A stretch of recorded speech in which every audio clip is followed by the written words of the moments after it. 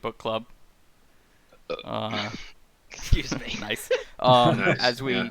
continue on with Ulysses, which, as we were just discussing, is maybe as unreadable as Atlas Shrugged. That I can agree with. Yeah. Well, you don't get a vote because you haven't read it, The jury is out on that one. and I haven't read Atlas Shrugged. So, Brandon, have you read Atlas Shrugged? I tried reading it in my younger, more conservative days, but it's bad. It's Right. bad. But is I it too have is it made as attempts to read it. hard to read as Ulysses? It's worse. Okay. I'd say Uh, it's hard to read in a very different way. Ayn Rand has no sense of style. There's just no flow to the words. It's a barely disguised lecture from someone who thinks they're smarter than you. Right. Well, so Rand wanted people to be able to understand it. She's just a terrible writer. Joyce is a writer so good that he wrote a book that only he could understand, leaving the rest of us mortals to struggle. Right. Uh, speaking But of we have a struggling, new chapter 4, we meet our poor protagonist, who's just kind of going through life. Yeah. Mr. Leopold Bloom.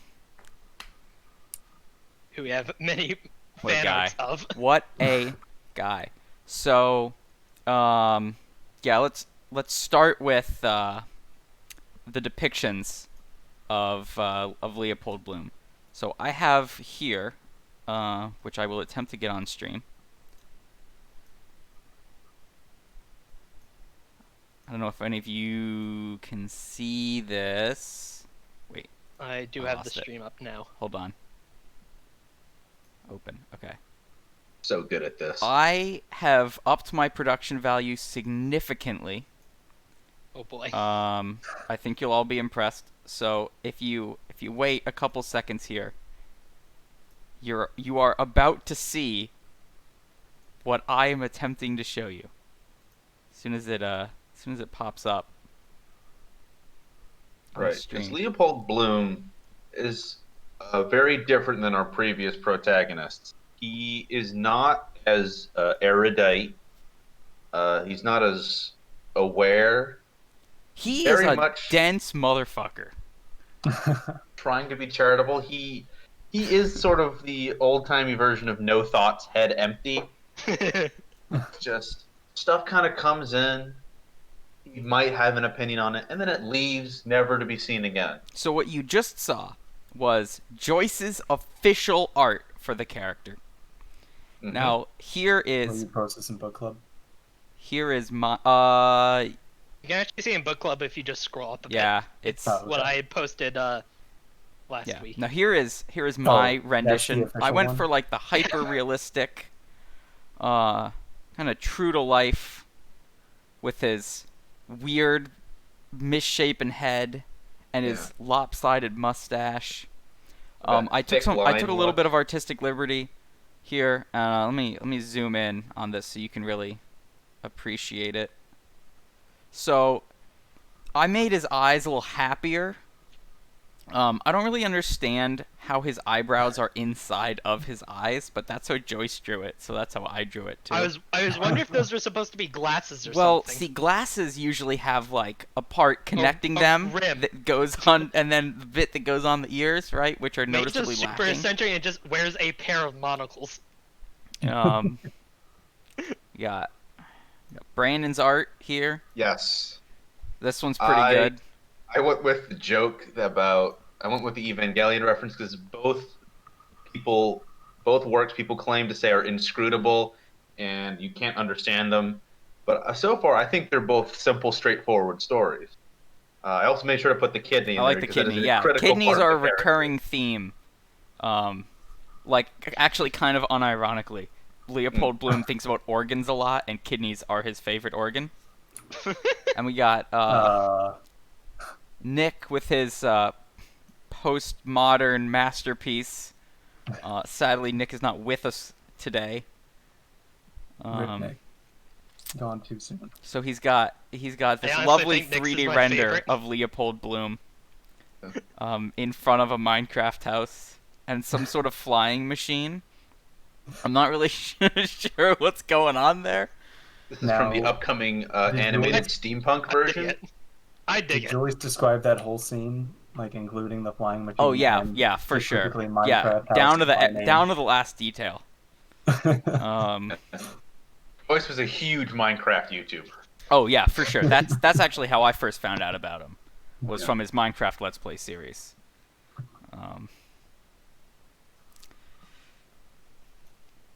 That concludes the segment fan art of Leopold Bloom. A very average man. Yeah. Oh yeah. Yeah. Yeah, he kind of doesn't do he has like no impact in the events around him. He doesn't really have a lot of character traits other than like he likes food. He likes to think about women. He thinks a lot, but most of his thoughts are wrong and bad. So This wrong. sounds like me. I think we can all relate. So what I like about Leopold Bloom as a protagonist more than Kinch, Mr. Daedalus from part 1 is that Kinch just kind of does a lot of thinking about dead moms. But Leopold Bloom, Does a lot of thinking about kidneys. he does a lot of thinking about kidneys, but he does even more thinking about living hot MILFs. Okay. He just... That's kind of how he operates. He sees a MILF and just, bam, laser focus In for a other couple words, seconds.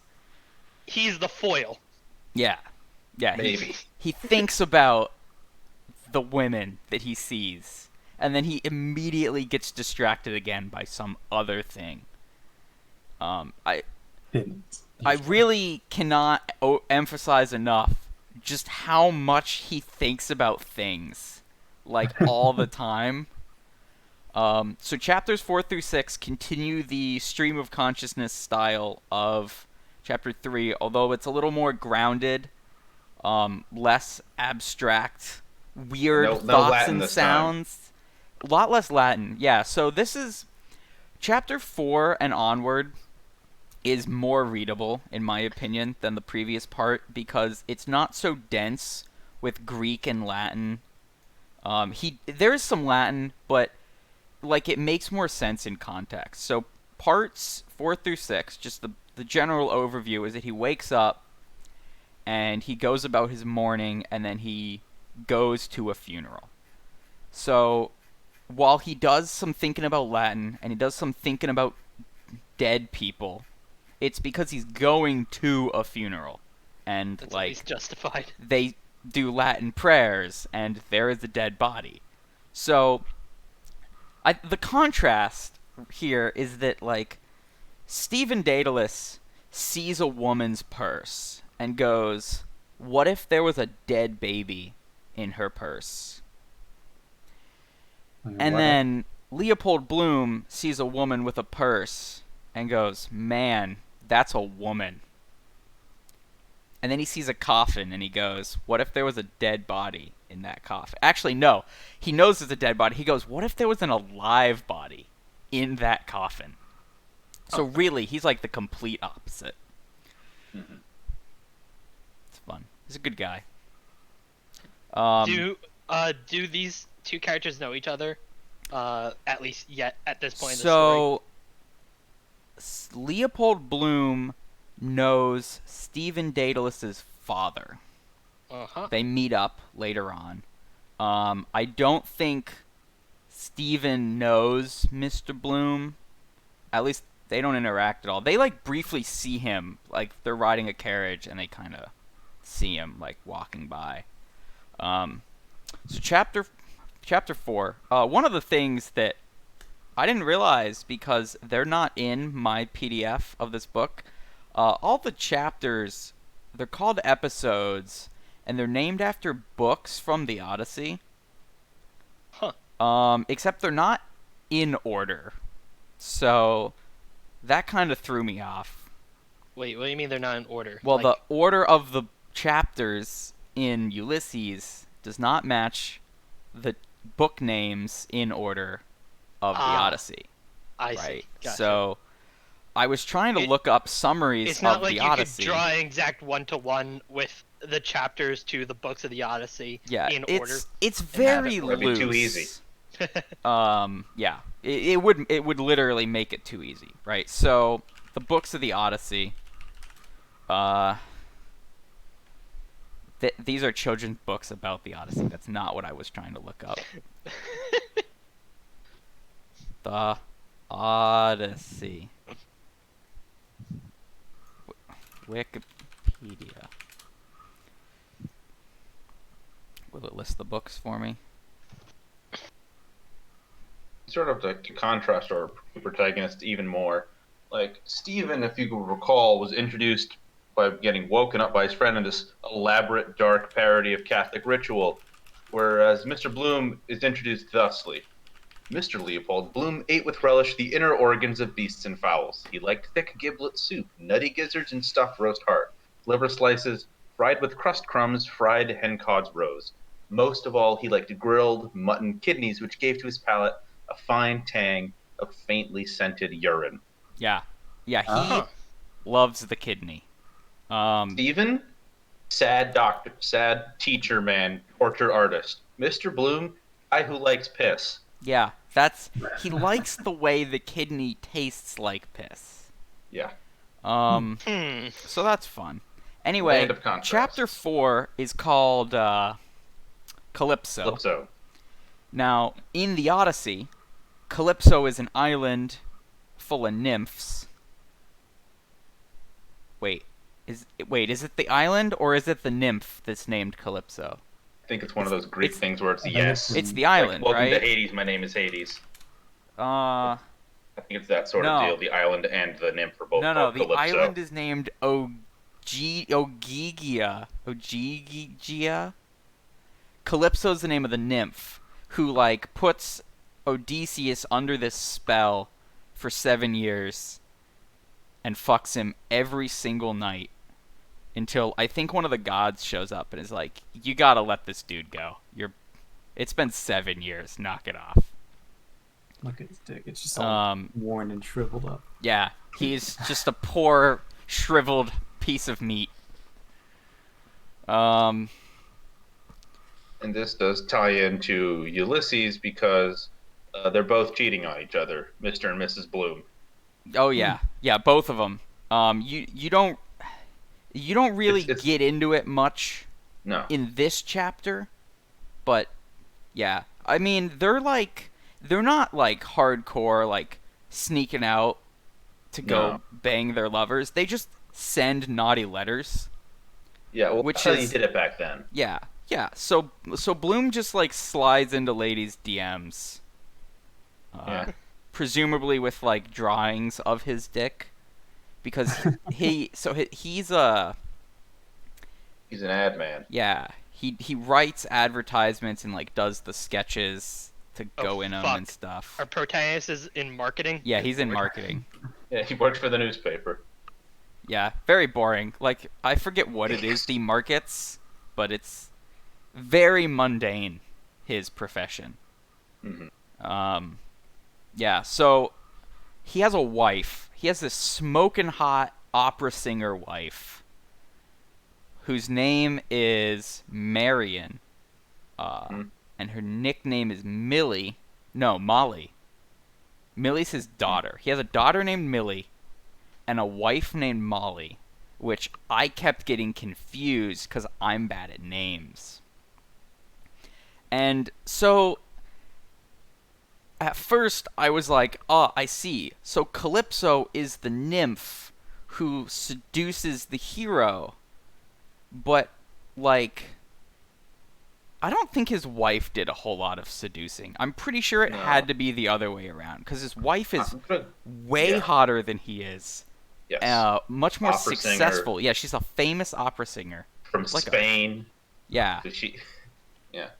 And you'll notice that Um, Ireland, which is where this takes place, is an island, and Spain is not an island. So for the metaphor to be complete, the wife is actually Odysseus and I was goes to with the foreign island of Ireland and is seduced by this dude whose only real defining feature is his big mustache. I like it that he's kind of. I think Joyce is doing an irony. He's being sarcastic. He's like, "Aha! I'm doing a thing where, see, in this, the woman uh, hypnotizes a man, and because it's ancient Greece, and it just rapes him for 7 years because ancient Greek legends are fun for the whole family. Mm-hmm. It's like actually they're in a loveless marriage, and they just send naughty letters to people, and they both know about it, and they don't talk to each other, which is why Mr. Bloom, again, an idiot, makes a bunch of toast, butters it, and then asks his wife if she wants anything to eat. It's Yeah. great. Yeah, so it starts with he wakes up and he's like, better make some breakfast for my wife. So he makes her buttered bread.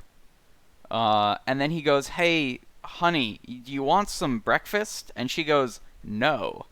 So he's like, well, I might as well hit the town. And he leaves. Wait, what does he do with the bread? He just leaves it there. Leaves it. And then later on, not to spoil the plot gripping twist plot. that comes 10 pages later, he runs some errands and he comes back, and then he brings the now thoroughly stale and soggy toast to his wife. So, yeah, Leopold Bloom is a bit bumbling. He doesn't understand how cats work. He's like really Nope. confused by cats. We'll hit on that later. I have a fun segment planned called Cool Cat Facts featuring Leopold Bloom. Yeah. Yeah, so he goes to town because his wife doesn't want breakfast, and he's like, you know what today is?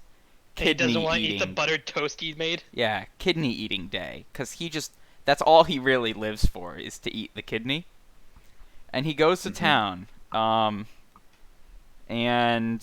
he's in town, and he's just kind of walking and thinking, which are the main things that he does for chapters 1 and 2, is walk and think. And he just kind of sees stuff and thinks about the stuff as he's walking. So he thinks about, like the most mundane things. Like The issue of home rule, some people he's known, a guy named Larry. Then he talks to a guy about the funeral he's going to go towards later, and he thinks real hard about which Yeah. kidney that he wants to eat. oh, for sure. And What, first, like the left or right? no, Or no. which So animal? originally Animal. he's gonna have a beef kidney. Then he's like, no, it's Thursday. Yeah, and then he realizes that today is Thursday, which naturally means that he has to get the pork kidney instead, because Thursday is not a good day to go to Buckley's for a mutton kidney, but it is a good day to go to Lucas, the butcher's, for a pork kidney, which is funny because Lucas is Jewish, or like based off of an actual famous Jewish scholar who has been reduced to a pork-selling butcher. Pork, of course, being a thing that the Jews don't eat because it's Oh. not kosher. He's doing an irony. I don't know if he's Yeah. doing an irony or if he's doing like a racism. But yeah, It yeah. could be both. We'll give Joyce the benefit of the doubt here, and we'll call it an irony. Because Bloom thinks cats are Jewish, and that's why they won't eat kidney, Yeah. Oh yeah. among among many That's one of his other many things wrong thoughts. Yeah. So he's just going into town, and he's just like seeing things, thinking about things. So the stream of conscious segment. Yeah. Thinks about how you can't go anywhere in Dublin without seeing a pub. We'll just read a passage here just to give you an idea of like the tone. He crossed to the bright side, avoiding the loose cellar flap of number 75. The sun was nearing the steeple of George's church. Be a warm day, I fancy. Specially in these black clothes, feel it more. Black conducts, refracts, is it? The heat. But I couldn't go in that light suit. Make a picnic of it. His eyelids sank quietly often as he walked in happy warmth. Boland's bread van delivering with trays are daily, but she prefers yesterday's loaves, turnovers, crisp crowns hot. Makes you feel young. Somewhere in the east, early morning, set off at dawn. Travel round in front of the sun, steal a day's march on him. Keep it up forever, never grow a day older, technically.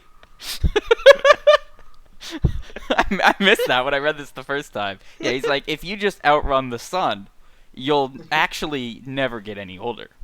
Yeah, again, Leopold Bloom is wrong about everything. No, So hold on, he's got a thinking point. about just like wandering to a foreign city.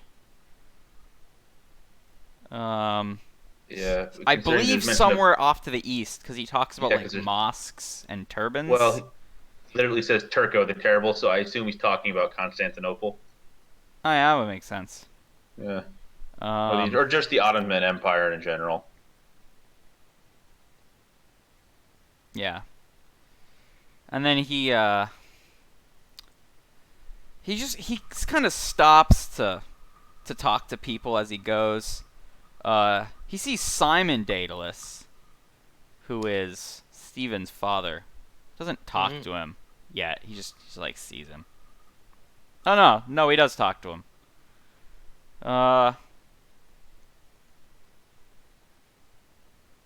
Wait. It just sort of I can't get these names straight. So he sees yes. who is Larry O'Rourke? I think that was someone who was walking with Simon. This PDF. No, that's got to be like reviewers- a pub Yeah. that he's walking to, and then he sees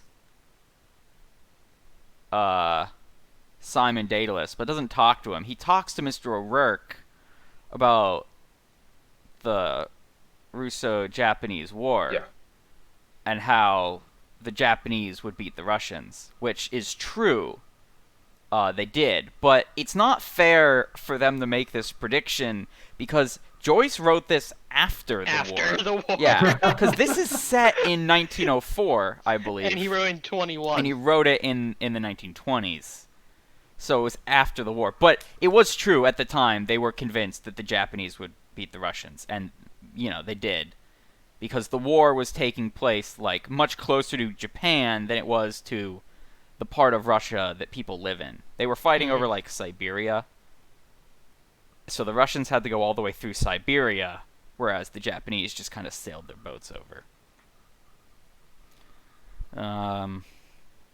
He talks to Mr. O'Rourke. Riveting dialogue. Small talk. Yeah, good day, Day to Mr. you. O'Rourke. Good day Lovely to weather, you. sir. Lovely weather, sir. 'Tis all that. The end. That's it. That's his conversation.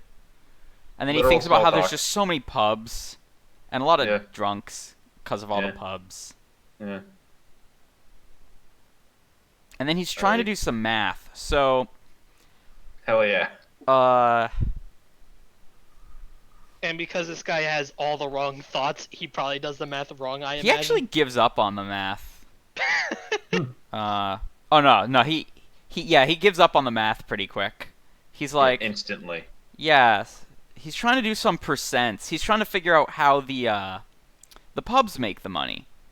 Because, obviously, if it costs him a shilling for a pint, they must get it cheaper than a shilling for a pint. So how much cheaper do they get it? 10%? 15%? And then he's distracted because he walks past, like, a kindergarten and hears them singing their ABCs, which he spells out. I gotta put this passage on the screen here because this Yeah. is just some. The onomatopoeia is This is great. incredible. Yeah. Oh, he's spelling out each letter? No. No, like you'd think. He spells like you know how you like phrase out you're singing your ABCs in like little phrases. You don't just do it monotonously straight through.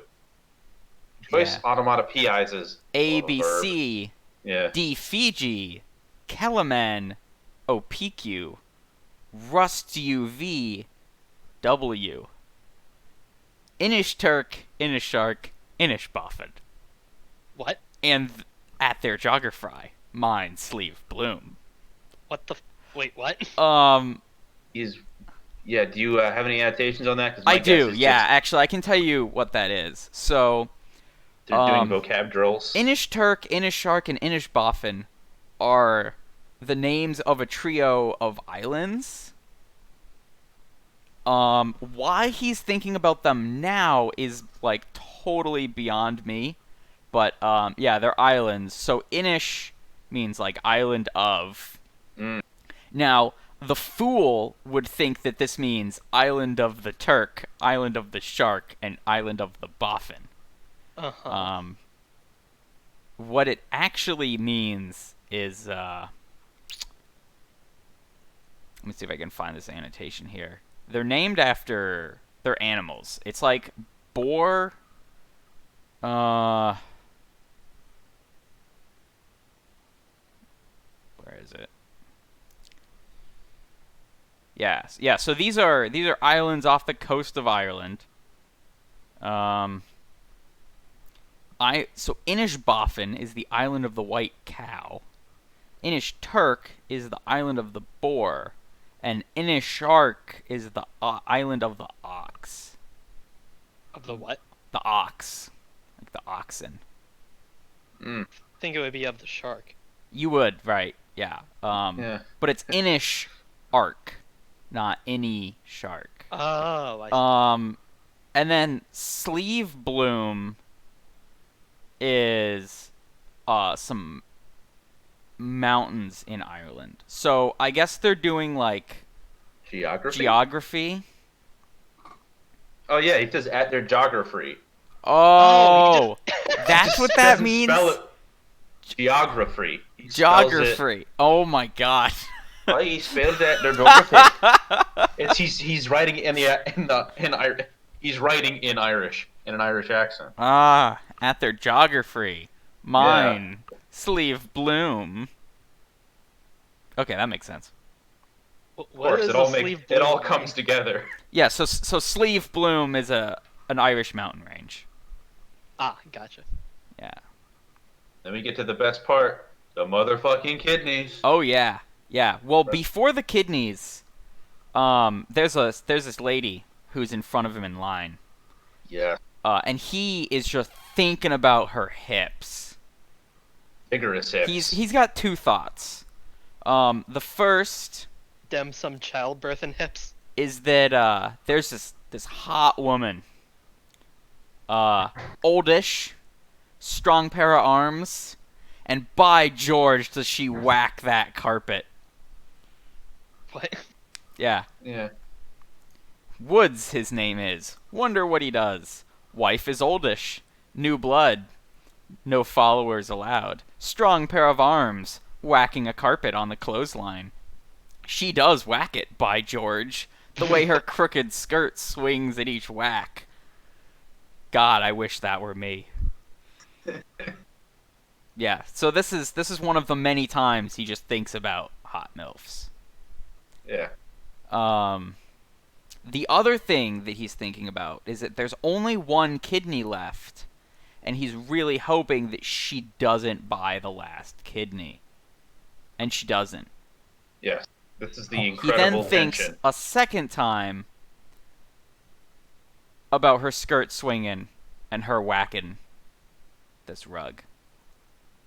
Whack by whack by whack. And then he gets he's thinking about the butcher. He's got some rough hands, some crusty toenails. Huh. Oh no, maybe he's thinking about the woman still. Oh. Yeah. And her crusty toenails? And her crusty toenails. Odd. Yeah. The sting of disregard glowed to weak pleasure within his breast. So he's getting off on being ignored by this hot MILF and her crusty toenails. Amazing. Yeah, Very strange man. yeah, yeah. I do Like like I the said, little all his aside. thoughts are wrong. Yeah. This episode of the podcast is not an endorsement of any thought that Leopold Bloom has. Retweets. Follows, Retweets are not not endorsements. And then he gets his hashtag Leopold Bloom is over party. We're canceling fictional characters. We're doing it. he gets his sausage. He gets So some dumb. kidney, Hell yeah, he does. and then he Hell leaves. And then he's thinking about there's this thing they got going in the newspaper where you buy some land over in Turkey. Yeah. And then they plant some plants for you, and they send you some of the crops. Yeah. This is a scam. He's reading a scam. Probably. Long distance farming. Yeah, this reeks of like, hey, I can sell you some beachfront property in Nevada. Yeah. This is like this is not the medieval. This is the early 1900s version of like the timeshare, right? Like, buy some land, grow some crops. Really, just the what's it called? The Nigerian prince scam. Yeah, that or like a couple times here in Florida, like just sell people up north hundreds of acres of swamp for pennies on the acre. Oh, it's a great deal and all this land, and then you get all this stuff out of it. You do farming, and then you get and you're like, oops, all swamp. Yeah, and then you Like- find out that not only is it swamp, it's protected wetlands, so you can't Yeah. clear the swamp. Yeah. Yeah. Also, Any- I am not entirely sure how you could grow citrus in the desert. They say it needs artificial irrigation. I'm like, there's not a lot of water in the desert. That's Hence why you the need the desert. irrigation, yeah. Yeah. And he thinks about olives, citrons. And then he thinks about his daughter. No, his wife. Molly's his wife. Millie is his daughter. Yeah. Yeah, so he's thinking about this parade.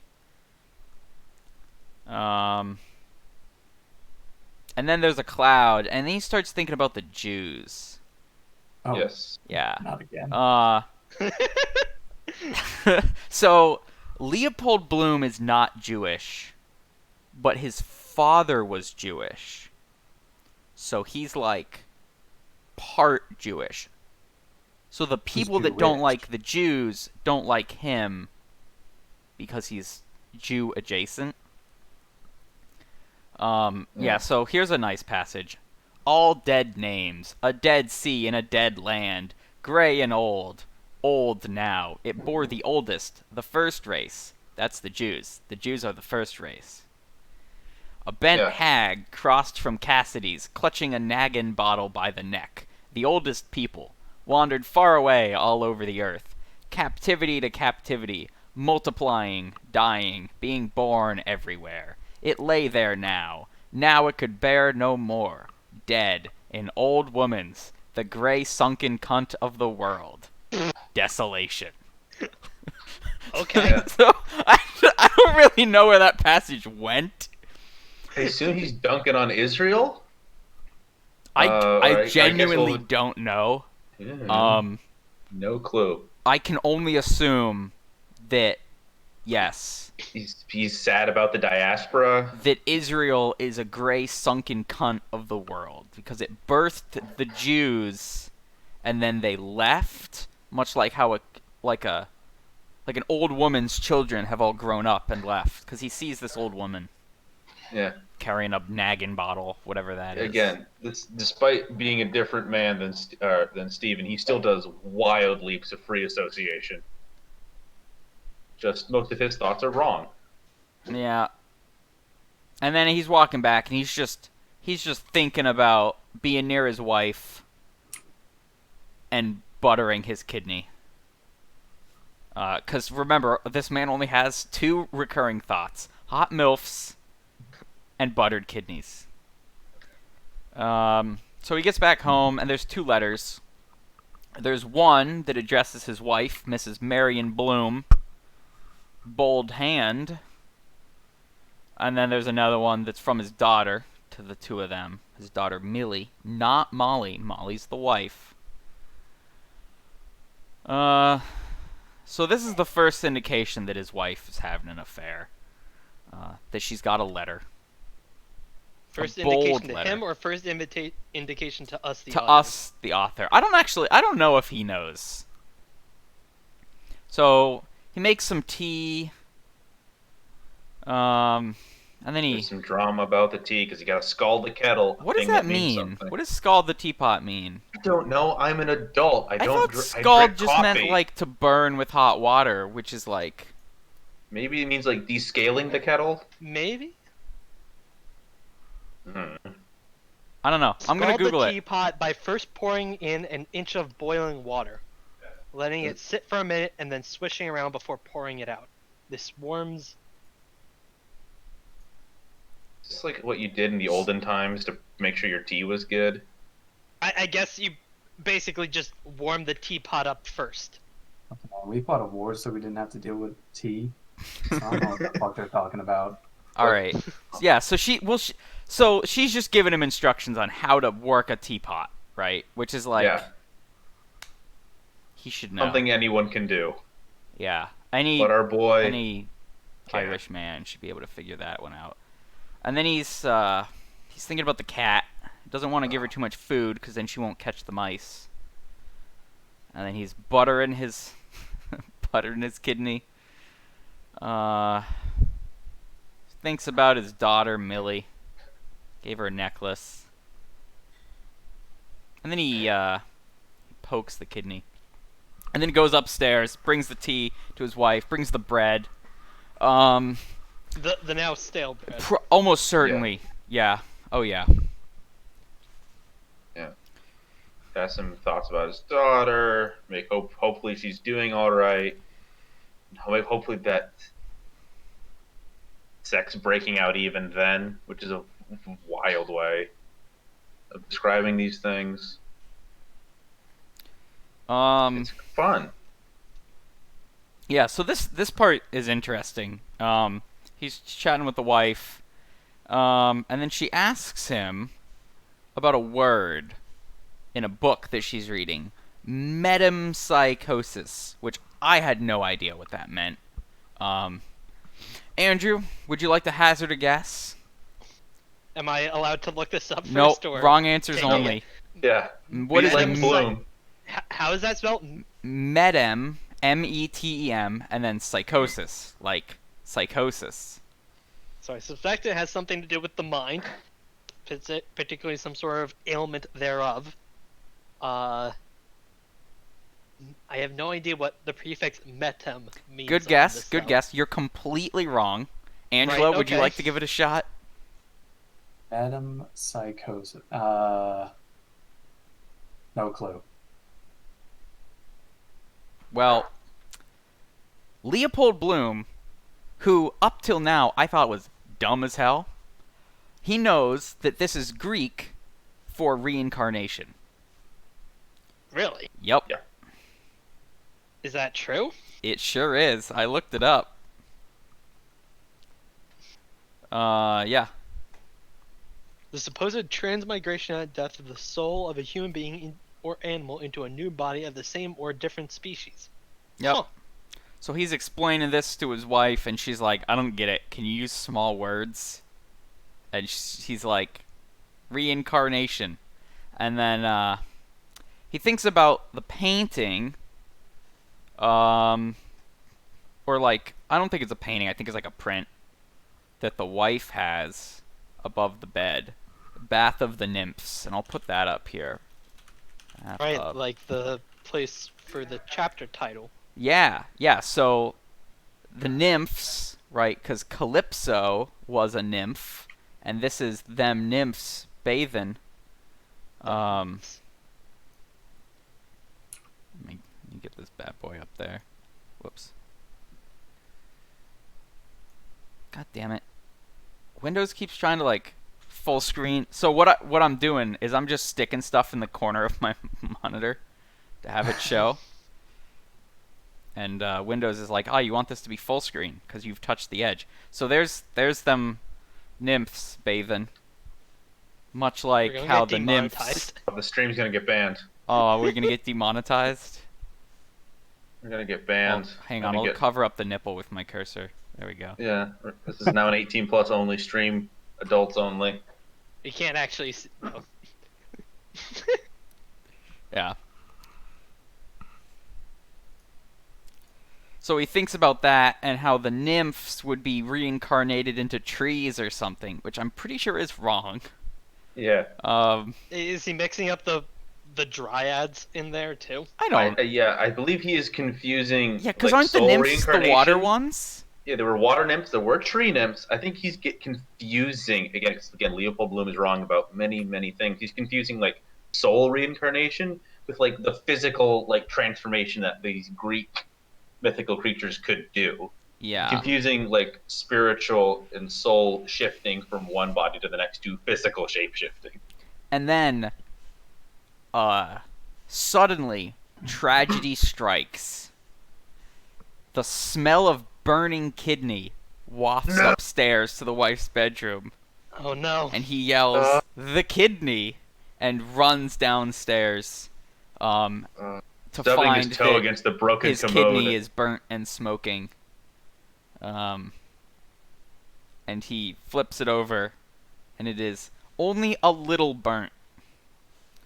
So he just cuts off the burnt bit, feeds it to the cat, and then he eats his kidney. Yeah. A thing you eat for breakfast, apparently, which seems a bit rich for that early in the morning. Yeah. Yeah, so he eats his kidney, and he reads this letter from his daughter, Millie, who addresses him as Dearest Papley. How old is his daughter? 15. Gotcha. Yeah. Yeah, so his daughter... Why is she writing a letter? She doesn't live 1904. with them. She's living with their aunt and uncle, I think. Yeah. And because Leopold thinks about how her birthday was yesterday, and she turns 15 on the 15th, that means... I don't know what that means. Oh, yeah, right. That means that today is the 16th in universe, so that you can set your clock to that. And no, I can relate to Leopold Bloom. Actually, I can relate to Millie, because I was at my parents' house yesterday eating dinner, and my dad pointed out that I turned 24 on the 24th. Wow. And I was about to be like, "Wow, Dad, sick Ulysses reference." And then I was like, You "Wait, should have said it. I don't know if you'd get that one." You've only read this book for like a few weeks, and it's already driven you insane. Oh yeah, for sure. Yeah. So the letter from Millie is basically like, "Thanks for sending me the box of candy, and I'm doing good, and give a kiss to mommy for me. Gotta go. Bye. P.S. Excuse bad writing. Am in hurry. Bye bye." Sorry, Dad, I'm going through a tunnel. I'm breaking up. Yeah. I gotta cut this letter short. I thought that was pretty funny too. Like, it's a letter. She's not calling or texting her dad. Yeah, it's not like the payphone's about to disconnect, right? Like, Gotta do teen things, which he speculates about, probably incorrectly. yeah.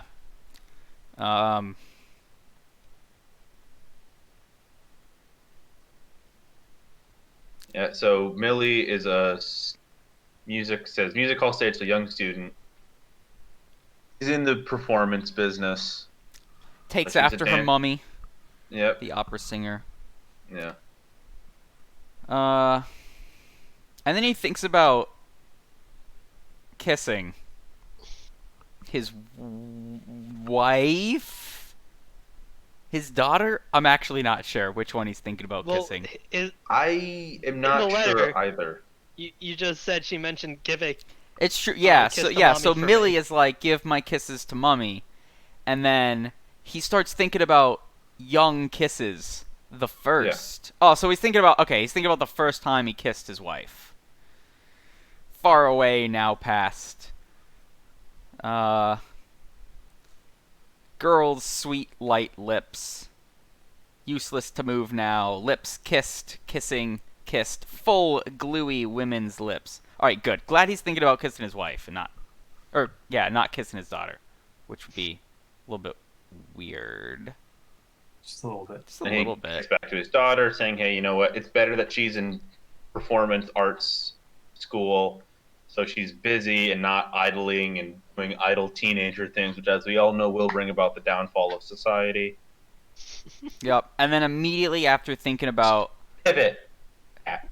Immediately after thinking about kissing his wife, he prepares to take a monster dump. Yes. Oh boy. So he grabs the newspaper and he takes the cat out into the garden, and then he goes into the... I thought that was outhouse. going to go a very different place when he said takes the cat. And he's just, as he takes a dump, he's just thinking about things. Yeah. He's thinking about He's thinking his about yard. fertilizing. He's thinking about where he left his hat. How there's too many umbrellas in the hat stand, so he can't put his hat there. And then he hears the shop bell ringing and is like, "Man, that's crazy, because I was just thinking about the shop." Which is weird, because he definitely was not just thinking about the shop. Like, we can read what he's thinking. So, I don't really know what's going on there. Not pulling one over on the audience. Yeah, you can't fool me. And then, so they refer to the outhouse as a cuck stool. I had to look that up. So the cuck stool, so called because it was a common punishment for cheating women. There were two different forms of it. So one of them was basically like a pillory, but with a chair. And they would put the woman in it, and they would put her in front of her house for everyone to, like, go by and laugh at and, like, publicly shame them. And then there's the other kind of cuck stool, which looks hilarious, and I'm going to try and pull up a picture of this thing. The cucking stool, wait. also known as a ducking stool.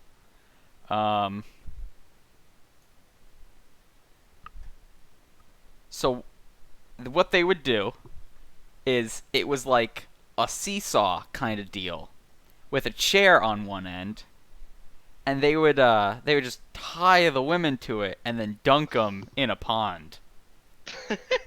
So I don't really know what this has to do with him taking a dump in the outhouse, but I assume, right, he's sitting in the cuck stool. And it's funny because, like, he is cheating on his wife, and his wife is cheating on him. So both of them get to go in the cuck stool when they take a dump. And then, for, like, 2 more pages, he just squeezes one out. Takes 2 reading. pages to squeeze one out. Well, these I mean, are his short, diet 3 is pages. entirely kidneys. actually. So Yeah, this man eats nothing but bread, gravy, and kidneys. he might have a little trouble getting it out. And then he's thinking about the time. He's thinking about the newspaper. Yeah, and then he wipes his ass with a sheet from the newspaper. And that's it. That concludes that chapter. Yeah, so Your ass is going to get all inky. yeah. Yeah, probably. And then so there's not a lot here to do like deep textual analysis. Because it's just a man doing some things. Yeah, this is more world building, right? Yeah. The Silmarillion here is what's going on. Yeah, so the only way you can analyze him is about what he is not doing. Like, he's not going on a quest. He is not Yeah, having great trials. it's a hilarious contradiction, right? So Ulysses or Odysseus is this epic hero who goes off to fight a war and faces all these challenges and hardships. Yeah. And Leopold Bloom faces the challenge of maybe the woman in front of him will buy the last kidney, and his wife is nagging him on how to make tea. Those are his trials and tribulations. Yes. Chapter 2, he's just back out on the town. So Chapter 2, or Chapter 6, no, Chapter 5. There we go. The second chapter of Part 2, Chapter 5, is called The Lotus Eaters, which is a reference to the island of the tribe of the Lotus Eaters in the Odyssey, who, as the name would suggest, they eat a lot of lotuses, which get you high. So what happens is Odysseus and his boys, they eat the lotus, and then they forget what they're doing, and they kind of just sit around being confused. Much like how, while I was trying to read Chapter 5, I forgot everything that happened in Chapter 5 and just kind of sat there. So, I'm proud to say that Joyce tries to do some clever joke, like subtle humor bit, and I picked up on it.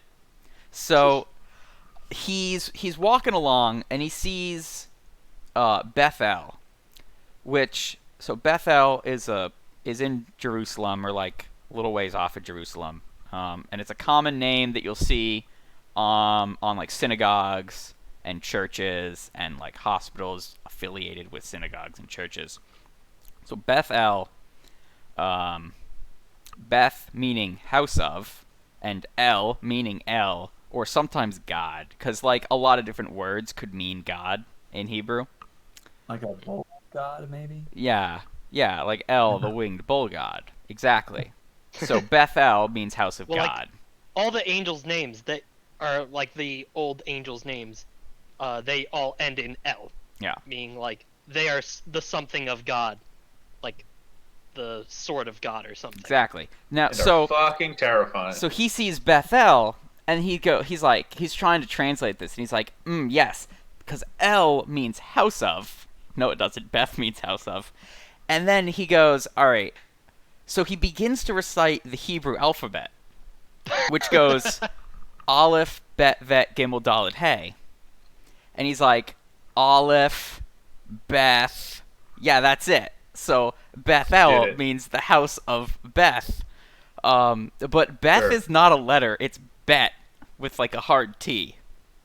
So he doesn't know his Hebrew, is what I'm getting at.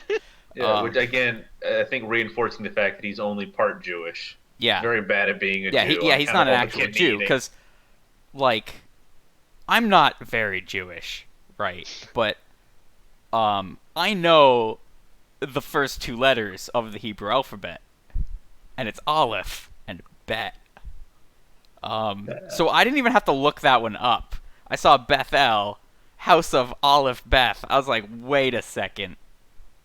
That is not the Hebrew alphabet. Or Aleph Bet, as they call it. Fun fact. Yeah. Think. That was fun. It is pretty fun, yeah. Again, continuing the theme of Leopold Bloom wrong just about being everything. wrong about everything. And then he's thinking about this funeral, which is at 11. And then he just starts like mentally scatting. Yeah. Yeah. Her name and address, and then told him with my Turalum Tay. Oh, surely he bagged it. Bury him cheap in a what you may call, with my Turalum.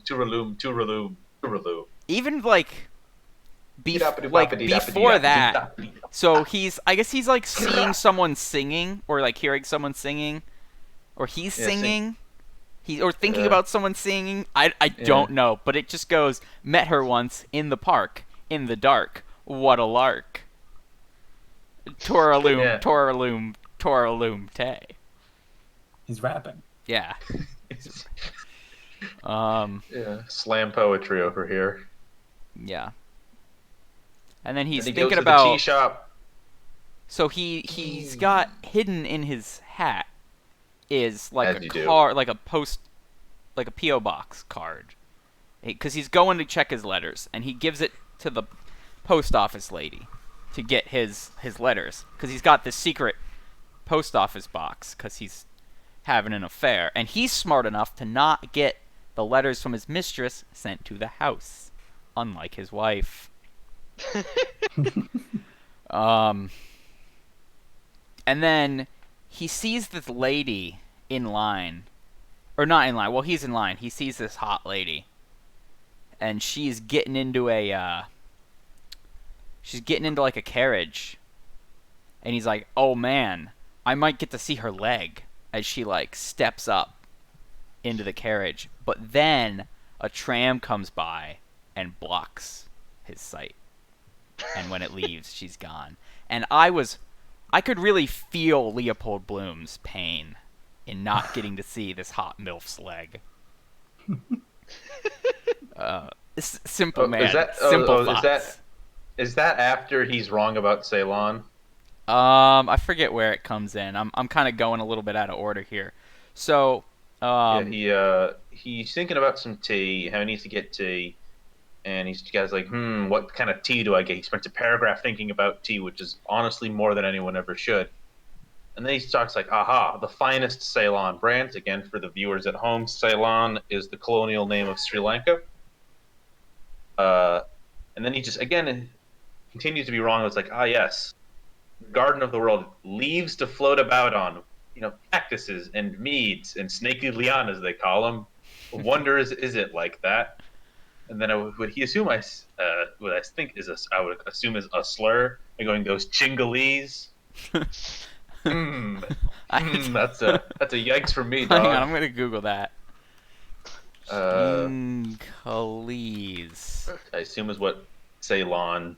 So this is an archaic spelling of Sinhalese, which means Sri Lankan. Yeah. So no, actually not a slur. That's just Sri Lankan. Okay, so then it's like yes, people in the tropics, they sleep only 6 months out of the year, too hot to yell at each other. They just sort of they just eat the air. Yeah, so they have part houses in botanic gardens. They live in the Azores, which, if I recall right, isn't anywhere near that part of the world. He does talk about sleeping sickness, which again isn't in that part of the world. That's in Africa. And then he's like, and then he thinks about who's that chap? He's like, they're just, that's where the Dead Sea is. You can sort of float on it. The Dead Sea's in Israel. Yeah, so his knowledge of anything else.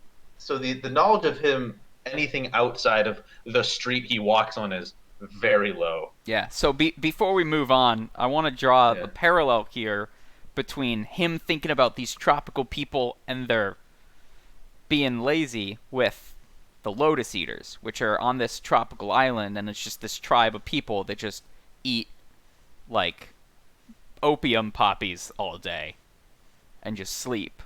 Because he's thinking about how lethargy, flowers of idleness, sleeping sickness in the air. So that's your Lotus Eaters. Like, that's these couple of sentences of an aside, and then immediately he starts thinking about the Dead Sea. Yeah, and then he's back in school. And then he's trying to remember how buoyancy works. And gravity. Yeah, because the weight of the water. No, the weight of the body in the water is equal to the weight of the what? Or is it the volume is equal to the weight? It's a lot, something like that. And he says, then he has the galaxy brain thought. What is weight really when you say the weight? 32 feet per second. The law of falling bodies. Per second. And then he's trying to think, like, what does per second mean? Acceleration. And then he concludes, per second for every second it means. Yeah. So he's not exactly the brightest man. Not the sharpest tool in the shed. Yeah. And then he gets his letter. That's addressed to Henry Flower Esquire, which is his pen MFA, name. attorney at law. Henry Flower Esquire. And then they do this fun thing where he's thinking about... So he reads the letter, and the letter... Where's the letter? Where's the letter? No, before he reads it too much. Oh, right, because he doesn't read it right away. He No, walks he's off smart. and He tries to then be slick. He starts thinking about home rule and the British being a little too pushy in Dublin. It's like, He's like, what if people just talked more? And then he just goes and has some more conversation with a guy named McCoy. McCoy asks him about his wife. About the funeral. Very, very slice of life storytelling here. Yeah, yeah. And then McCoy's like, "Hey, I can't go to the funeral, 'cause of work. Um, so can you put my name down at the funeral?" And Bloom's like, "Yeah, okay. CP McCoy will do." Yeah.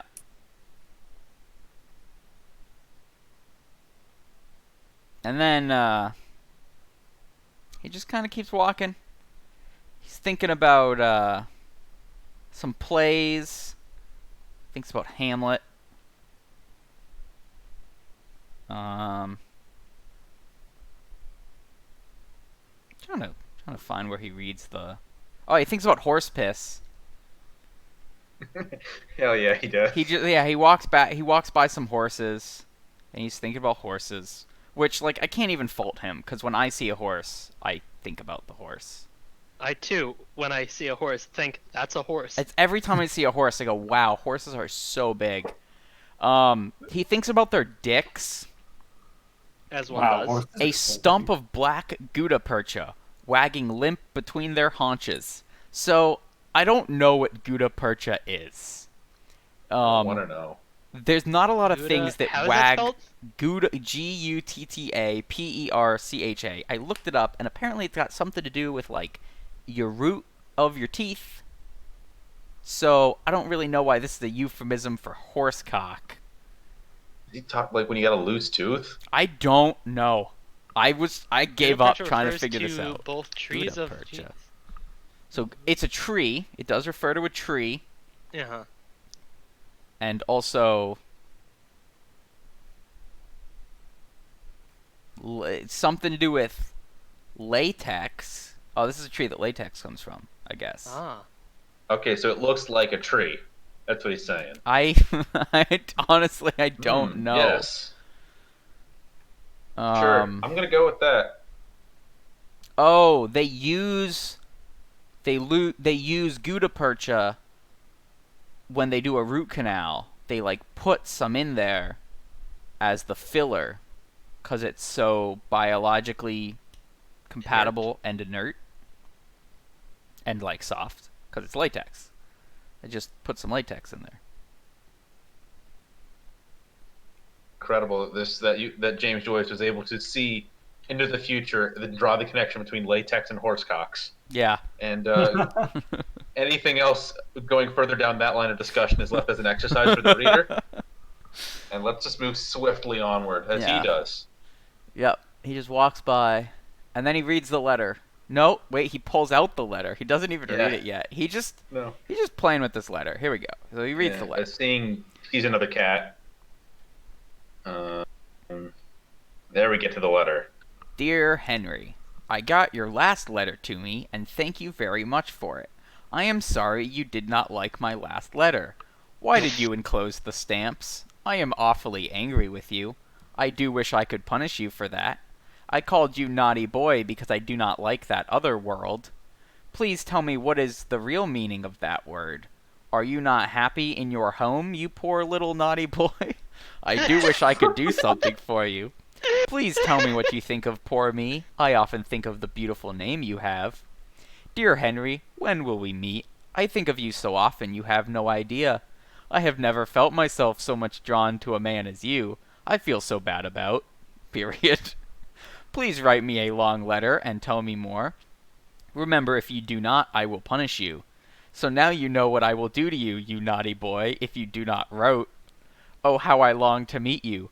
Henry dear, do not deny my request before my patience are exhausted. Then I will tell you all. Goodbye now, naughty darling. I have such a bad headache. Today. And yeah, so it's I have such a bad headache, period. Full stop. Today, full stop. Full stop. And Yeah. write by return to your longing. Martha. P.S. Do tell me what kind of perfume does your wife use? I want to know. So, this mistress that he's getting letters from, not a great writer. Yeah. Very awkward sentence structure, stiff word choice, You naughty boy. basic grammatical errors, getting her is's and her r's mixed up. Too scared to call him a bastard. Yeah. I often think of the beautiful name you have. So it's funny because she's like, all she really knows is his name. But like, that's not even his name. So she's like, you got such a nice name. But that's not his name. His name is not Henry Flowers. It's Leopold Bloom. Which is funny because like, bloom, like how flowers bloom. Haha, Right. yes. And then he starts thinking about the language of flowers. Yes. Oh boy. She sent him a flower. Yeah. And he's so back in the day, right, there was flower code, which I will now Google and translate. Yeah, so this was there was apparently, according to this article, there were at least 98 different flower dictionaries in circulation in the United States between All with 1827 and 1923. Yeah.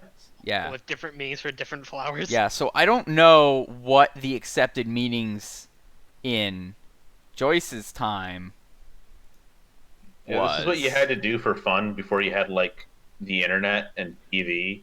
You had to invent an elaborate code with flowers to send to people. Yeah. Well, so I think a lot of it was like you would send the flowers to for like particular occasions, right? you would send them to like the lady you were courting, and they would like mean lewd things, but like her parents wouldn't know. I see. But there's this passage that's like even more inscrutable than most of Ulysses. Then walking slowly forward, he read the letter again, murmuring here and there a word. Angry tulips with you, darling manflower. Punish your cactus if you don't please poor forget-me-not. How I long violets to dear roses when we soon anemone meet all naughty nightstock wife Martha's perfume.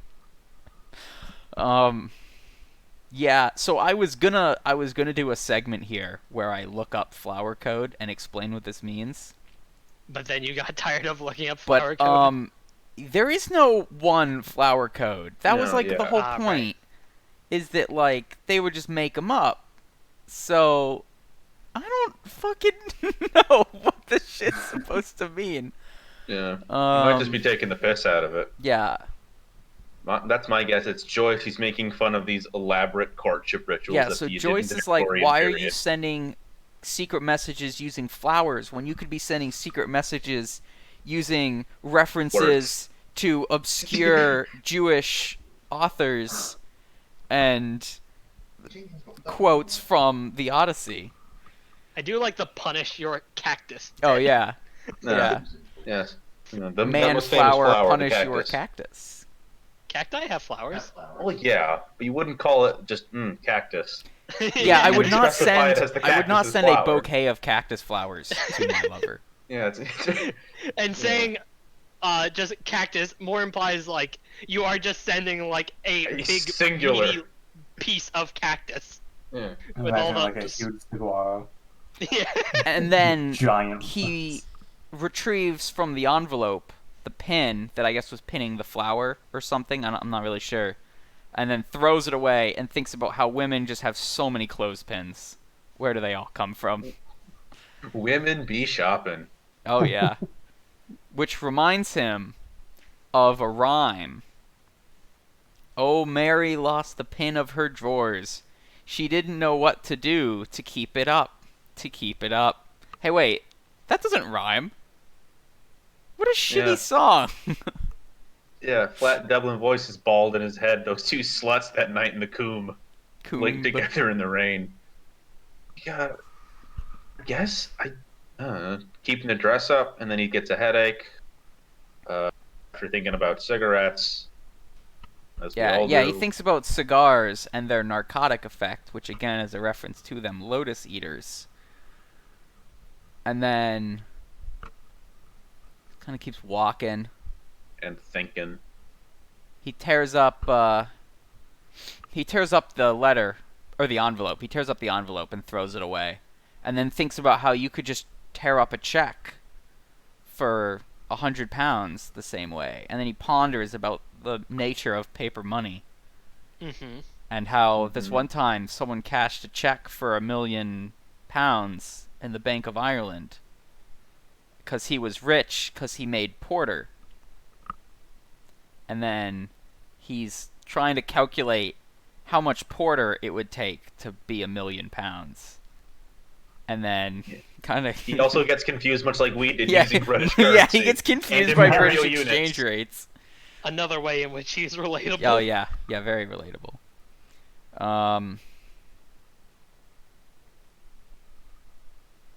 Yeah, it's good. It's good. There's not a whole lot else that happens here. He goes to the chemist. Yeah. And he's like thinking about stuff.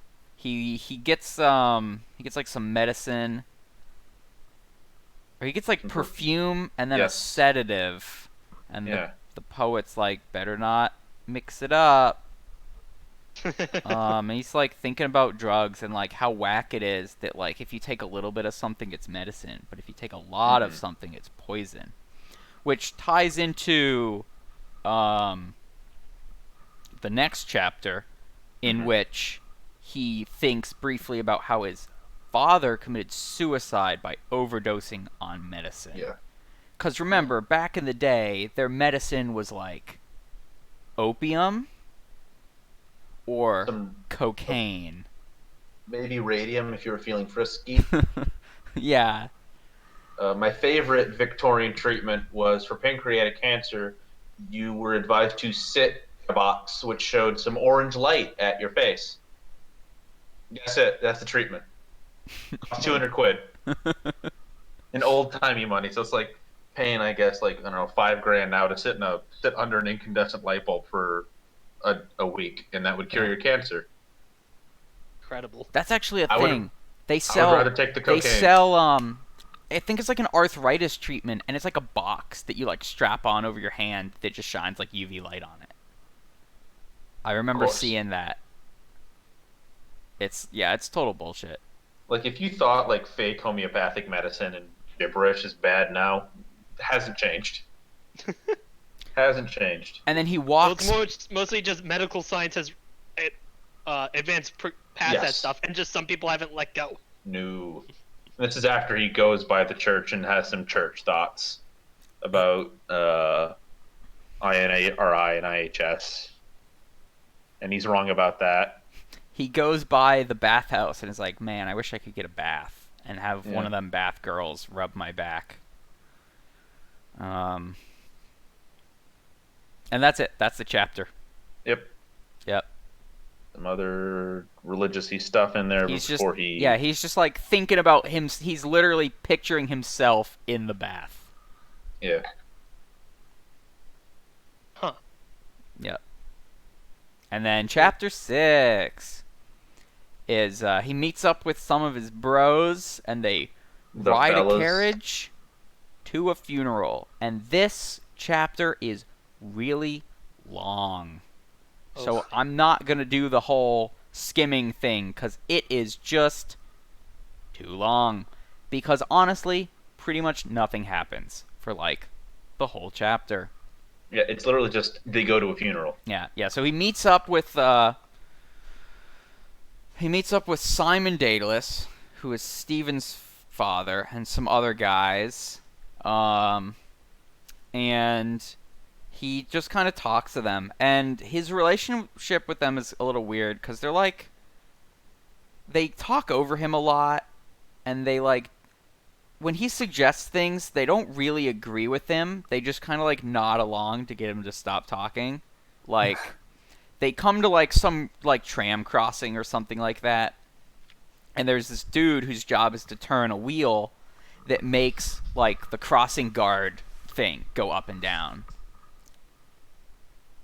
Oh no, you know what it is? That's a different thought. He's thinking about like, why are we riding in carriages to go to the funeral when we could be riding in a train and just take a train to the funeral? And everyone's like, yeah, dude, whatever. We could take a train to the graveyard. And then he has another one of his patented Leopold Bloom thoughts, where he's like, why do we got the guy whose job is to turn the wheel to make the thing go up, when we could just have a machine that turns the wheel? And then he realizes that that would put the wheel-turning man out of work. But Yes. it would put the wheel-turning machine man into work. Yeah. Yeah. Massive Elon Musk energy coming out of Leopold here. Yeah. And then like that's it. There's literally like 40 pages of nothing happening except idle chit chat. Someone makes some reference to his, so they're thinking about his wife and how she's super hot, and like she must have been real popular with the men or something, and then someone's like, still is, because like his wife's cheating on him. And then they go to the funeral, and he thinks about how boring Catholic funerals are, because he's Protestant. And he's sitting there, and he's like, man, this takes too long. The Protestant And he is eulogies are better. correct. Oh, I He have is no correct. doubt. Yeah. That Catholic Mass and a funeral takes a long time, especially when they don't know what they're doing, and they're just clearly making shit up on the fly. So he just kind of like, he sees coffins and he like thinks about dead things, which is like Yeah. the time when it's Respectable. appropriate to do when Yeah. you're looking at a coffin. And then he remembers that time that there was like a carriage hearse had to make a turn too sharp, and the coffin fell onto the road and the body just fell out. And then he imagines that happening to the coffin, that like, because they're in like the funeral procession, so he's imagining the coffin in front of them falling. Yeah. It's kind of funny, because like the way it's presented is like, it's not immediately clear that he's thinking it, and I was like, did he just think about a coffin falling over and then the coffin fell over? Is he like a psychic? He also thinks about how the sphincter on a corpse gets loose and you gotta seal it up with wax or the insides will leak out. Which is true, I'm pretty sure. To an extent. Back in the day. But Now we like rip all the organs out of bodies and pump it full of formaldehyde. Yeah. He's got some other fun thoughts here. So he's thinking about like, what if there was an alive body in that coffin, and that all coffins should come with an air hole and a telephone inside of them, so that if they're not actually dead and they wake up, they can phone for help. Yes. And that they should all have a gramophone playing with a recording of their voice, so that you know what they sounded like. Now, that first part isn't as ridiculous as you would think. Not as much in this time, but in the medieval period, fear of being buried alive was actually common enough that there were regular instances of people there was a business on putting like little bells hooked into coffins that if you fell asleep and then woke up in a coffin, you could ring the bell. Yep. Which means that like old medieval graveyards are like twice as scary as normal ones, because like it's not only like dark and stormy night or whatever, but you've just got a bunch of bells ringing in the breeze, and you're like, oh god, are the dead but ready to start walking? Now, I recall reading that there was actually a problem with them not knowing that people weren't dead. People with diabetes, when untreated, would go into diabetic comas and seem pretty close to dead because like the heart rate slows way down, the breathing slows way down because like the whole metabolism is dialed way back to conserve blood sugar, and like and they would eventually sometimes wake up. Now all, maybe all this only happened intellectual... once or twice or whatever, but Catholic fear of hell and damnation and all that. Yeah. You get pretty spooked about not being buried properly. Oh yeah. That I forgot to mention. Chapter 6 is called Hades, and is a reference to like when Ulysses goes to Hades, or Odysseus goes to Hades. And actually, this is just Leopold Bloom going to the graveyard for a burial and then leaving.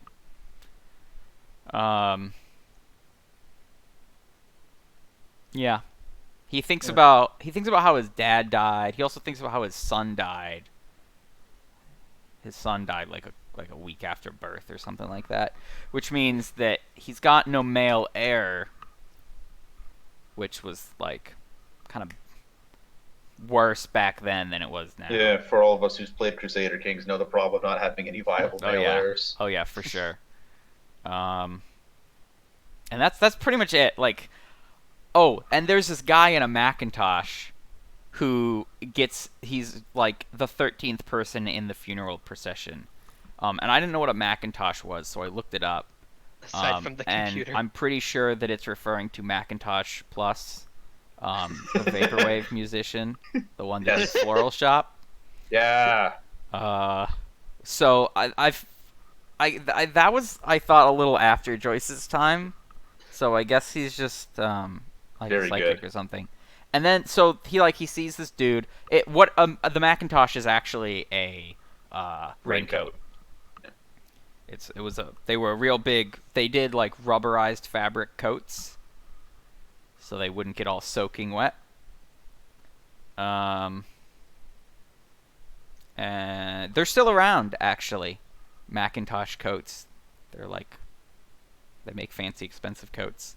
And then so this guy gets in line and he's like, "Where'd he come from?" And then he's gone, and he's like, "Where did he go?" And I want to believe that he saw a ghost, but actually it was probably just some guy that didn't really want to hang around at the funeral. Yeah, I'm gonna go with the the idea like, oh, this is supposed to represent, or since it's Greek reference, it's Hades, who was the god of Hades. It's confusing. It is kind of confusing, yeah.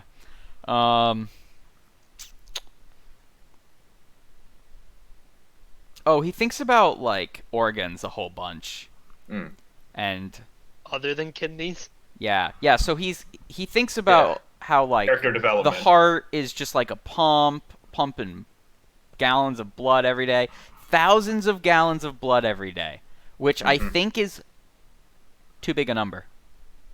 Well, who knows? I'm gonna look that up. How much blood? You might only have a few gallons in you, but pumped around. How much blood does a heart pump in a day? Let's see. Is Leopold Bloom wrong about yet another thing? What the fuck? What? 2,000 gallons of blood per day? My God, Leopold's right. Wow. About something. Well, he's almost right. Just he undershot instead of being off by a factor. By being off by a factor of 10 is Well, you said thousands, right? Yeah. He says he guesses thousands of gallons, and it's actually 2,000 gallons. So what do you know? He's finally right. He's finally it's right. It's taken him 3 chapters to be right about something. Yeah. And then he thinks about livers. A broken clock. Yeah. Yeah. And then he meets the grave keeper, the grave digger, and thinks about how the grave digger is like this nice guy that everyone likes. And then he wonders like, how would the grave digger be buried when he dies if he's the grave digger? And concludes that he could dig his own grave, but he wouldn't be able to bury the coffin in it. Someone else would have to do that for him. Which, you know what, Leopold, you're correct. Yeah. There's some other stuff that happened. The They talk about a gravedigger. murder that happened. Oh yeah. They think He about talks there about was like a how baby late. that got murdered, and he's like, man, remember that time that baby got murdered? He thinks about How the funeral's kind of lame. That there's only like 3 characters. Like, ooh, this guy's Yeah. not popular or rich. yeah. Does he Whoopsie. know the guy? Not really. I It don't. was I get the impression that you weren't close. yeah. I don't even know who the funeral's for. I thought it was for Daedalus's Patty Dignam. mom, but It is Patty Dignam, just a guy who dies before the Yeah. novel starts. Um, and considering he decided to do a bunch of errands before going to the funeral and was able to compose himself, either Bloom, master of emotions, true man of facts and logic, and that he's wrong about everything, yeah. or he doesn't know this guy that well and isn't too torn up about him being dead. He thinks about how like bodies get all rotting, but the Maybe this is, cells like, don't just- die. The cells live forever practically, which is Um, again Sure. not correct. So was it just normal to like just go to any funeral that happened in your community back Well, sort of. But I think this was. I think he Or you was. just knew him It was just an well enough to acquaintance be like- that he went to. Right. I mean, he's just there to pay respects. then? Fair enough. He like dips his head and like that's it. He literally presses F to pay respects and then moves on. Takes his hat. Yeah. Mm. And then he like the very end of the chapter is he's like, "Hey dude, there's a dent in your hat. Here, I'll get that for you." And then undents his hat. And the guy's like, "What?" Like that's it. That's how it ends. Yeah, they I'm they sort talk of about a imagining- ghost. So imagine like it's like some sort of hat that's meant to have like a crease or a dent in it. It just like Yeah, it pops straightens it it out. It's like, dude, what the fuck? It's pretty good. Yeah, so that concludes chapters 4 through 6, the summary. Now we will move on to a segment called Things That Leopold Bloom is Wrong About. Is this like a list you compiled? I have a list, yeah. So, thing number 1, he is correct that if you cut the whiskers off of a cat, they will have trouble catching mice. He is completely wrong about the reason. He theorizes that it must be that the whiskers emit light to help them see while they hunt. Which is so wrong. It's like, How do you reach that conclusion? I don't know. I mean, Aristotle thought we saw by shooting laser beams out of our eyeballs. Yeah, well, he was right. Maybe you don't. Look at this loser without the laser beam vision. This guy doesn't have space for stingy eyes. This is why my glasses are so fucking thick. Yeah.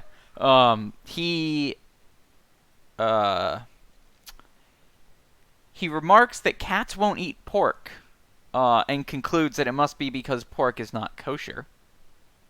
And cats are well known for keeping kosher, obviously. Oh, yeah, extremely orthodox. They're all Hasidic. Yeah. He wonders why the cat's tongue is rough like it is, and guesses that maybe it's because the surface is covered in little holes that lets them soak up milk like a sponge when they lap it up. Not quite right, but like the purpose is actually pretty close to Well, it's for scraping meat off of bones. It's not for soaking up milk. well, no, not that, but Yeah. And then he it's, knows it's that also more. It's not holes. It's little little hooks. basically hairs. Yeah. Bristles. Yeah. He knows that dark clothes get hotter in the sun, but he thinks it's because they conduct the heat. No, wait. Maybe it's because they reflect the heat? Reflect? He ponders this. The annotations helpfully point out that the word he's looking for is absorbs. Yeah. Thanks, annotations. Let me pull up my notes here. What else was he wrong about? He was wrong about the whole Bethel thing. Like, not even close, dude. I mean, he was right that it means house of, but that's as far as he got. So I think it's actually threefold Cat's rough tongue usage. 1, scraping meat off bones. 2, water tension to help pull water up into their mouth. And 3, basically combing through their fur. I was gonna say. Yeah. He has some other thoughts that are not wrong, but are just kind of dumb. Like, he realizes that a corpse is really just spoiled meat. And that Yes. cheese is just the corpse of milk. Like, Also, yes. like, okay, Cheese Mr. Bloom, is made I from suppose. milk. And then my absolute favorite Leopold Bloom thought is that you can dispose of a body in the earth, the water, or the air, or the fire, but not the air. And then he wonders, what about some sort of flying contraption? My man's never heard of a sky burial. Is that a thing? Yes, it is. Isn't that when they put them practiced- on a mountain and let them get eaten by vultures? Yes. Yeah. Huh. So, yeah, it's practiced in remote mountain regions. I think most like a common Tibetan in the thing. Himalayas. Yeah, Tibet. Well, no, now this podcast is banned in China. Oh. So you mentioned Tibet. Not that they were getting around the Great Firewall anyway. Great Firewall of China. No, that's what they call it. Yeah, their massive block of every website that isn't President Xi Jinping approved is called the Great Firewall because originality is dead, Yeah. and it died with James Joyce's Ulysses. And we come up with incredible thoughts for Leopold Bloom to have, which I guess for his the audience of people who are very very smart, be like, haha, this man is a fool. He's not a high traditional hero. I want to imagine that, like, Ulysses was like the Rick and Morty of its time. You need a pretty high IQ to understand Ulysses. Yeah. I mean, you unironically do. I or can be an barely English make major. heads or tails of this stuff.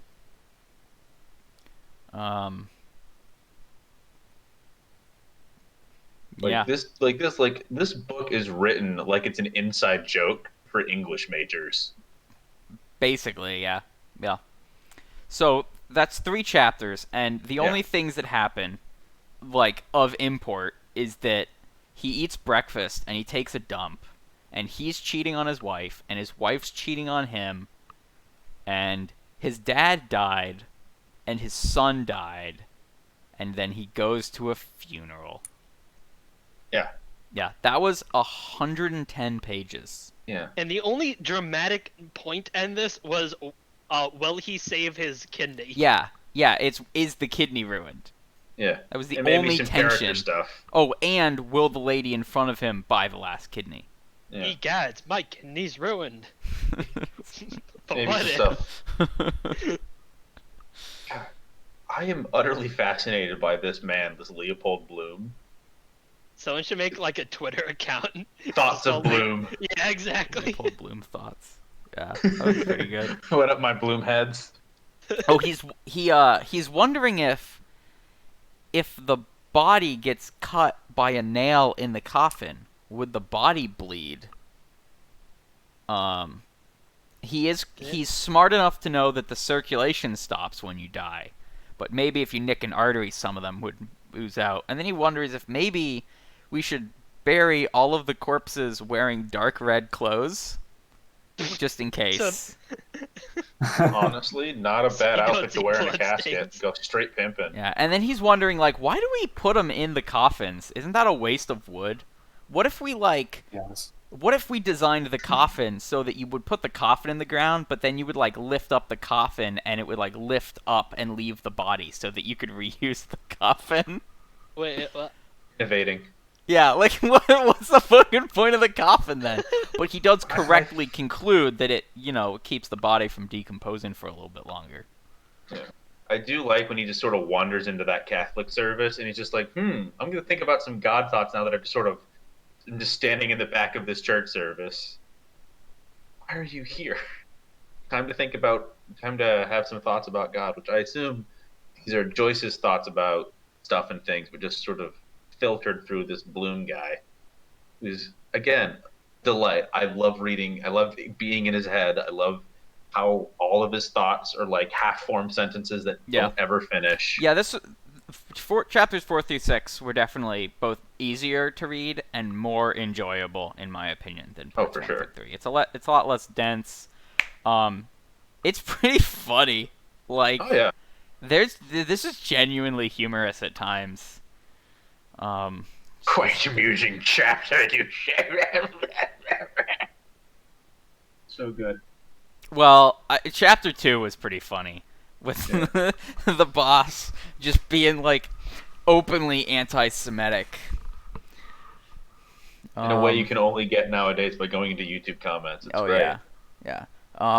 There's a fun joke in chapter 6 that the grave digger tells him. That's, in my opinion, funnier than the principal's joke in chapter 2.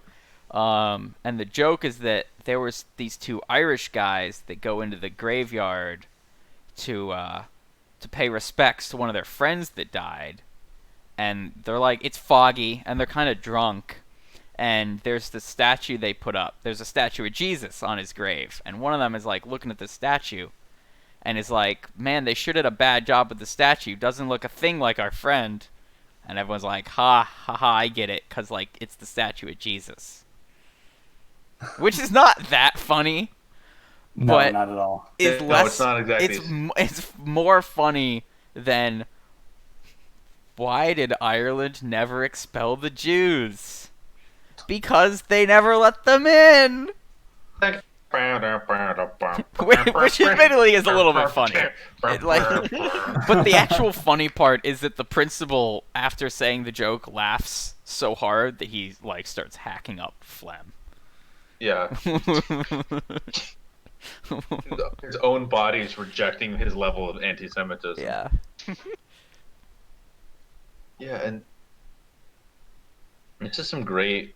I don't know. Would you like classify some of the stream of consciousness stuff as environmental storytelling? I In the would style of definitely Dark Souls? say that this is pretty Kino.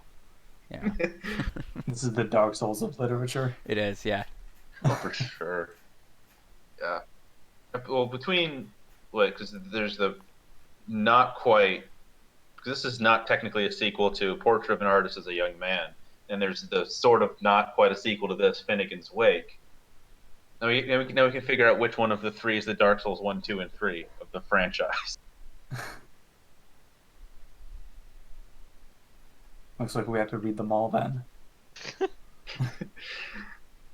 Yeah, I guess. Or do we want to ping pong back and forth between dense literature and dense political theory? Yeah, I don't know if I told you guys this, but Jump back and forth between James Joyce and Ayn Rand.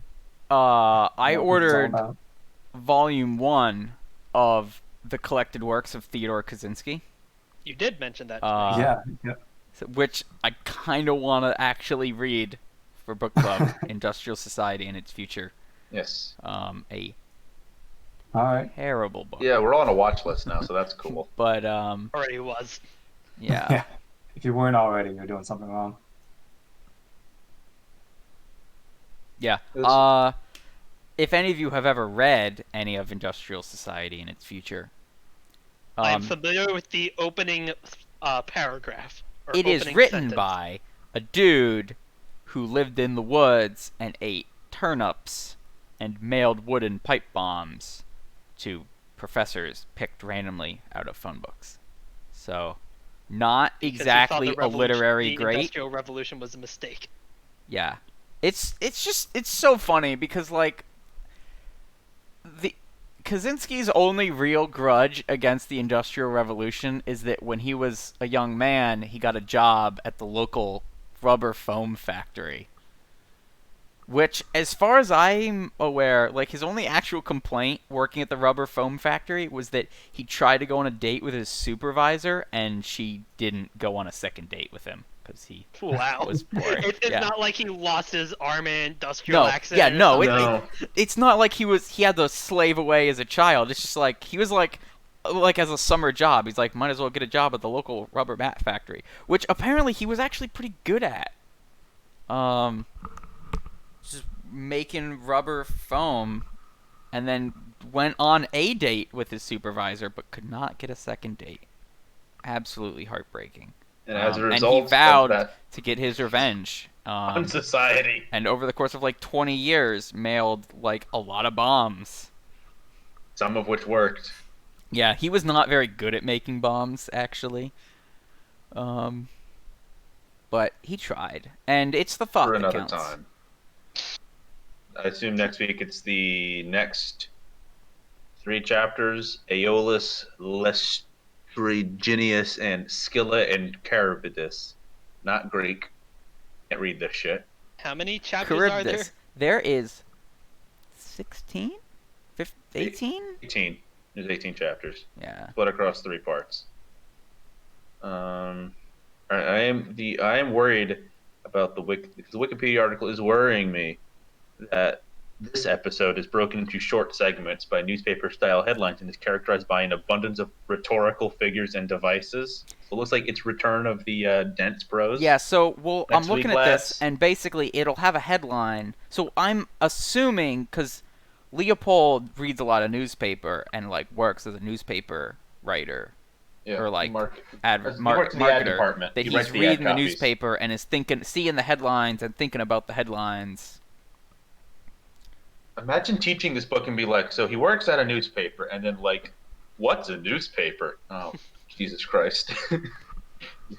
Boomer. You see, kids, in the olden Don't Google. times, information was stored on sheets of paper that were delivered to your house for 50 cents a copy. 75 cents on Sunday, don't ask. Because that one had the colored comics. It had the funny pages in it. Yeah. You get an extra panel of Garfield on Sundays. And that's how information traveled. Could you believe that you couldn't immediately, after reading just the headline, tell the author to kill themselves? It was a much simpler time. You'd have to mail them a letter. Yeah, you would have to Yeah. write angry letters, Or a which wooden a bomb. lot of people Or did my back bomb. then.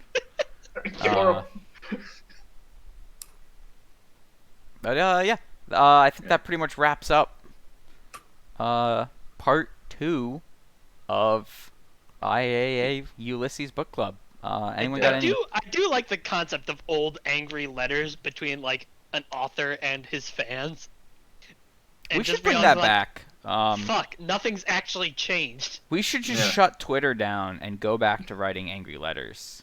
Yes. That's what James Joyce would have wanted. It at least puts a barrier to entry.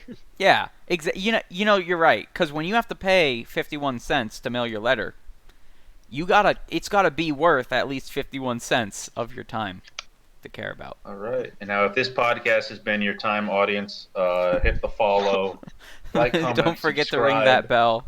If Ring this the has bell. been your time, audience, I apologize. We'd like to thank our Subscribe sponsor. to the Patreon. Donate to the nonprofit corporation that IAA is registered under, so we can pass it through a Delaware PO box into the Bahamas. Good night. See you next Thursday. Yeah. Unless If there you're is one. watching the VODs, in which case we'll see you in 30 seconds when you watch the next episode.